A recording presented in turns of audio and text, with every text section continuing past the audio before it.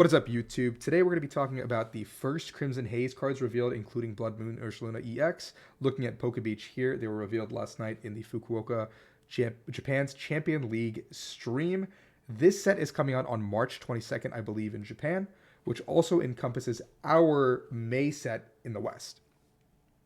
It's going to be headlined by Blood Moon Ursaluna, and the Ogerpon set, I believe, comes out in April, or maybe this also has the Ogerpon stuff in it. We don't know just yet what's in it.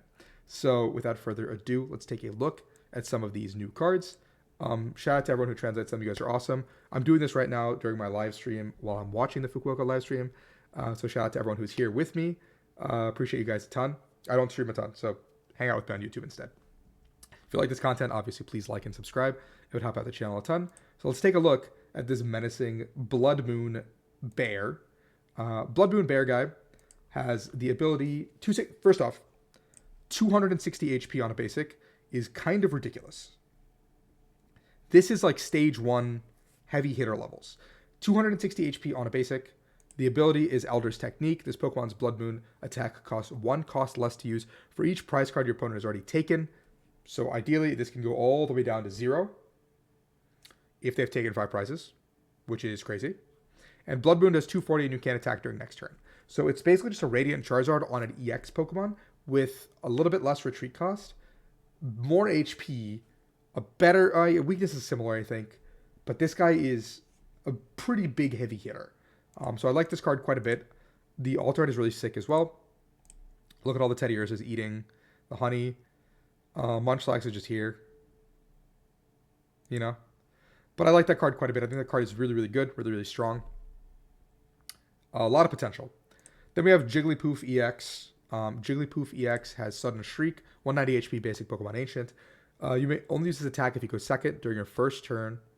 So this is a very limited use attack. During your opponent's attack, they can't play any supporter cards from their hand. So it's basically like if you have to go second, you're basically stealing a turn away from your opponent. So if you have to go second and you can go to Jigglypuff EX, you basically say, hey, you basically are now 2 turns behind me because I got 2 turns of supporters. And I get to set up my board. Don't know how good that is, but it could be really cute in a deck that can revolve around like locking your opponent out, or you need 1 extra turn to set up behind like a lock. So it could be cool in general. Then we have Psychic Colors. Colors Crunch, 120 and discard an energy from their active. So a little bit of a not mill, but like stall strategy in general could be useful. Don't really know how good it'll be, but it could be useful. Then we have Iron Thorns or Metal T-Tar. Green Metal T-Tar. Iron Thorns has the ability Initialize when this Pokemon is in the active. Pokemon with a rule box in play do not have abilities except for future Pokemon. So while Iron Thorns is in the active spot, it's a path to the peak.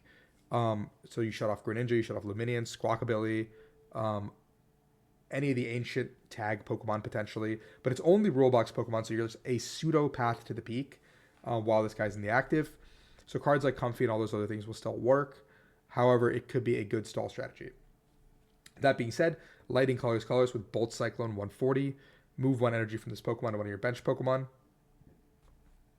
It's actually not terrible. However, you do have 4 retreat cost. So I guess Heavy Baton or whatever the new tool is works with this guy. And I guess you can power up your Iron Hands with Iron Thorns while you have a path ability in place, slowing your opponents down from setting up the board. So you can stop Charizard from powering up. You can stop Pidgeots from activating while you have Iron Thorns and you're just setting up your board. And if you have something like Iron Crown in play, you're going to be able to do a ton of damage like every single turn still. Like if you're going to be able to go like turn 1 Miraidon, power this guy up with Iron Thorns, put this guy into the active, and then start swinging, you have a great chance to just do a ton of damage while powering up the rest of your board. So a buff to Turbo Iron Hands Future Box, which right now doesn't seem like the greatest deck, but I think that card will give it a little bit of life to potentially have legs to stand on. Then we have Applin, our Dragon-type homie. He's got Find a Friend. He's got a bunch of friends back here. Put a Pokemon into your hand, call it a day, not even bench. Grass, Fire, 30 damage Rolling Tackle, nothing to write home about. Diplin has Grass, Fire, Candied Catcher. Switch in one of your opponent's benched Pokemon to the active, does 70 to the new one. I don't think that's anything crazy. Like, I don't know where that would be better than a lot of cards that already exist in the standard formats. So I don't really know what we can do with that.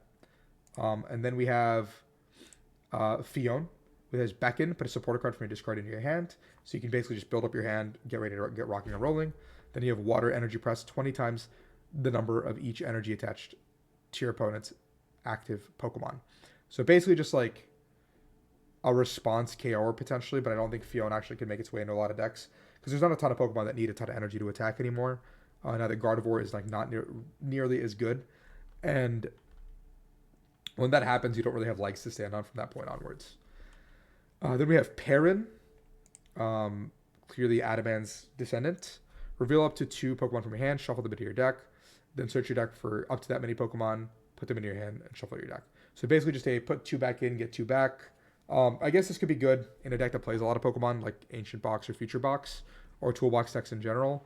But besides that, I don't see a ton of use for it, because Poffin goes directly to bench, Nestball goes directly to bench.